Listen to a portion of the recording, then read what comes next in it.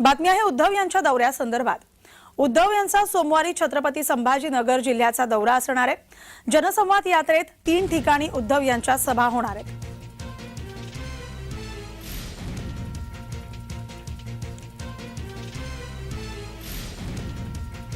छत्रपती संभाजीनगरमध्ये उद्धव हे सोमवारी जाणार आहेत आणि त्या ठिकाणी 3 ठिकाणी ते सभा घेणार आहेत। या सभा दरम्यान नेमकं उद्धव काय बोलतायत याकडे सगळ्यांचं लक्ष असणार आहे।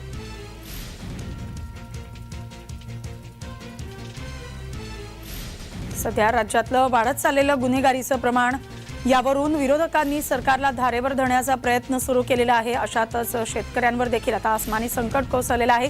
विविध मुद्दे आहेत, त्यामुळे आगामी निवडणुकांच्या दृष्टिकोनातून उद्धव या 3 सभांदरम्यान नेमके कोणते मुद्दे उपस्थित करतायत हे पाहणं आता महत्त्वाचं असणार आहे। छत्रपती संभाजीनगरमध्ये सोमवारी उद्धव जाणार आहेत आणि छत्रपती संभाजीनगरमध्ये 3 ठिकाणी ते सभा घेणार आहेत। आमचे प्रतिनिधी सूरज कामे आपल्या सोबत दूरध्वनीवरून जोडले गेले आहेत। सूरज, उद्धव हे सोमवारी छत्रपती संभाजीनगरमध्ये असणार आहेत, त्यांचा हा संपूर्ण दौरा कसा असेल?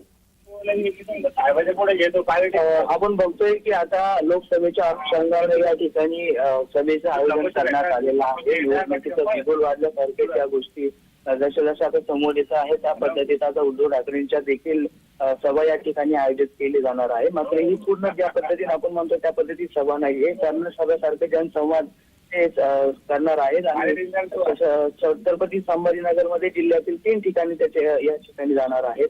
त्यामध्ये वैजापूर असेल, कन्नड असेल, सोयगाव असेल, रत्नापूर म्हणजे त्याला खुलताबाद म्हणतो आपण, त्याबरोबर छत्रपती संभाजीनगर शहर यामध्ये पूर्व, पश्चिम आणि मध्य अशा 3 विधानसभा मतदारसंघाच्या जनतेशी संवाद साधणार आहेत।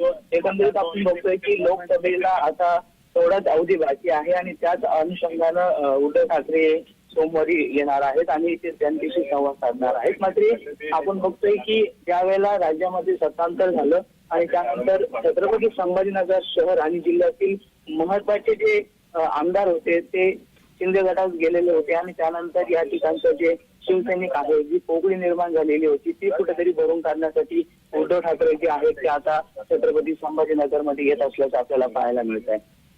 अगदी सूरज, धन्यवाद तुम्ही दिलेल्या या माहितीसाठी।